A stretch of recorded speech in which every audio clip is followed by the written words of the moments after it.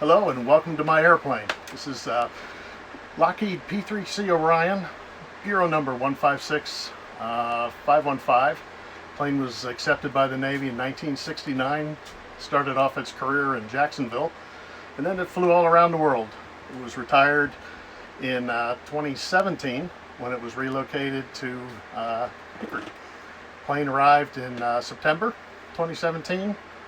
It was rolled into place over here after being demilitarized in 2018, and by May 2018 we hosted our grand opening of the aircraft. Now the P-3 Orion aircraft, of which Lockheed built about 650 of them, is a anti-submarine patrol aircraft, 4-engine turboprop, land-based. Was based around the whole world. It started its career in Jacksonville with Training Command, and then it just went into operational squadrons. Every few years it was just transferred around as it got different upgrades, and it finished its life in 2017. Currently the last squadron, VP-69 in Washington, which is a reserve squadron, is down to the last 2 weeks of P-3 flying for the Navy. Once they sunset, P-3s are officially done in their platform. And my job on the aircraft, I started off, the official is a naval flight officer. The pilots are naval aviators. That's a difference. Start off as a navigator communicator, which is the seat I'm sitting at right here. Job responsibilities are navigation and communications. His main job is to make sure we get from point A to point B. He also works with the flight station, coordinate fuel flow on station, make sure that we've got enough fuel to make it back to our home field or divert fields. He's also in charge of speaking to whoever we need to speak to for flight following, safety. If we're working with ships or submarines, he does the communications, talking back and forth to those platforms during the mission. Now this position is the tactical coordinator. And if you think of the whole crew of 12 as a football team, the TACO, the abbreviation for tactical coordinator, is the quarterback. He's responsible for planning the mission, briefing the mission, making sure the mission is executed to whatever our goal was, and he's the lucky guy that gets to do all the paperwork at the end. He's responsible for if we're doing anti-submarine warfare, the tactics used to track submarines. It's all done through computer panels with the big video game, and he also has control over the weapons panels. Right. This position on the P-3 Orion is our radar operator. Now he has 4 jobs that he does, mainly being operates the radar. He's looking for surface contacts. The screen above it is for infrared camera system that the aircraft has mounted in the nose.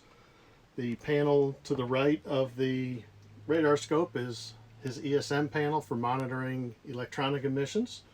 And then the unit to the right of it is a tool that we use in anti-submarine warfare called magnetic anomaly detection. Basically, the stinger on the tail, which we'll look at when we're outside on the aircraft, it detects changes in the Earth's magnetic field, i.e. a submarine transiting underwater. And we use that in coordination with our sonobuoys to localize and track our submarine. Sensor 1 and 2 station, very important. This is where it all happens when we're tracking submarines. They are the 2 sailors that track, using our sonobuoys, the submarines through sound. That's what a sonobuoy is a listening device that we drop into the water, and they monitor the emissions that are broadcast to the aircraft. The computer system crunches all the signals, and that's how we find out, classify our target, and to be able to track a submarine target. Now, tracking sonobuoys is a challenge. We use a tool called the sonobuoy, and that's what comes in a case. We carry 48 outside, we carry 36 inside. What this does is it just deploys a listening device down to a preset depth, and then it just starts listening for sound. The sound is then broadcast to the aircraft, to the station that we just talked about, that processes a signal and tells us what we're looking at. Right here on the table is a cutaway of a sonobuoy that is in this case. See, this is the cable where it deploys the listening device.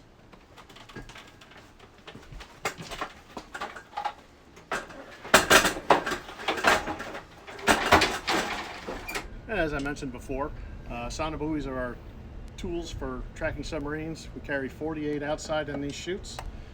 Once they're loaded, I can't touch them in flight. They're preset for light, depth, and channel number. So once I set them, they go here and I can't touch them. The sonobuoy that actually goes in the water is actually inside the tube. It's deployed, the tube stays with the plane. When we get back to our base, we just take the tubes and they're recycled, they're just thrown away. And as we talked about our P-3 crew, we've talked about the two navigators on board. Up here is the flight station. Normal P-3 crew would have 3 pilots, meaning a pilot in command, a second pilot who was mid-training, and a junior pilot who was probably very new to the squadron. They would sit in the 2 outboard seats, and of course their main job in life is to get us from point A to point B without having to go swimming that day.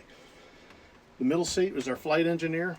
He was an enlisted sailor responsible for ensuring the plane is mechanically sound and ready for flight, does the fueling of the aircraft, and then he works with the navigator in flight to ensure that we've got proper fuel flow, fuel mileage to be able to make it to the end of our mission and to a suitable field that has fuel for us.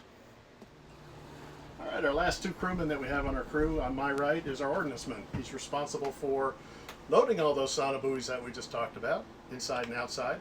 And if we have any kind of weapons on board, we carry torpedoes, bombs, mines, and missiles. He would be responsible for loading them in the aircraft. On my left, this position was our in-flight technician. He was responsible for assisting all the crew in pre-flighting all the electronics on board the aircraft. P-3 has 4 Allison turboprop engines, 4,600 shaft horsepower each.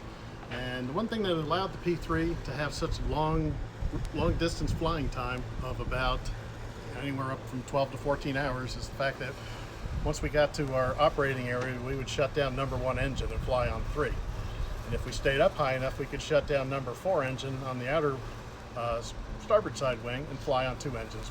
Perfectly safe. We just had to stay up a little higher in case we needed some diving altitude if something went wrong.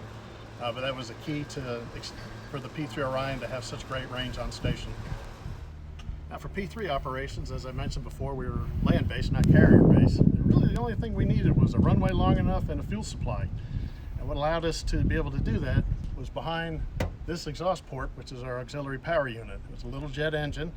We would light that off and we could power all the systems inside the aircraft, fuel the aircraft, and we would use the bleed air coming off of the jet engine to start number 2 engine, which would bring our generator online, and then we could continue to start the rest of our engines with it. Once the engines were up running, we'd secure the power unit. So it was key for the P-3's our operations just to be able to operate out of very, very remote territories. Like I said, all we needed was a fuel supply.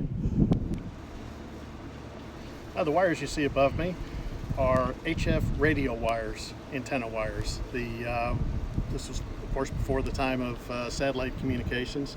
The HF radios allowed us to be able to communicate around the world, and that's how we would flight follow in the middle of the oceans or any kind of long distance.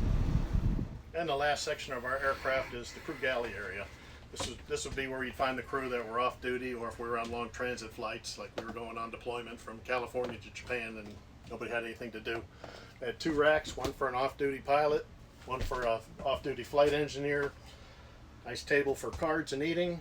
We have over on this side, had a refrigerator, convection oven, water, fluids, hot pots, the Navy coffee pot, which if it didn't work on pre-flight, we probably wouldn't go flying until we got one that worked, because our mission flights were normally anywhere from 8, 10, 12 hours and onwards up to 14 plus hours.